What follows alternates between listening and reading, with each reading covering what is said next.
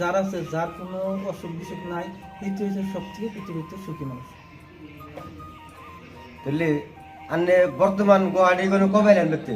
গোয়ার থেকে বাড়তে আসি প্রায় 1 বছর।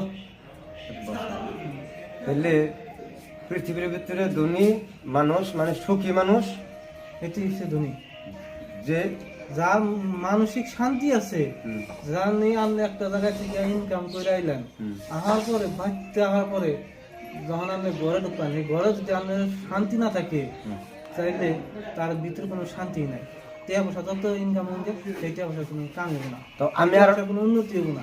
আমি আর একটা কথা আনের জিগাই যে মানুষে যে কিছু মানে বিয়ে করে বউ নিয়ে খালি ধরুন নারায়কে যায় বিয়ে করে সুখ দেয় না, এটা কি বুঝাবেন না কি করবেন এটা? এটা সুকলা একমাত্র হইলো তোমার যে মানুষের নজর দাগে ঠিক করে নেবো।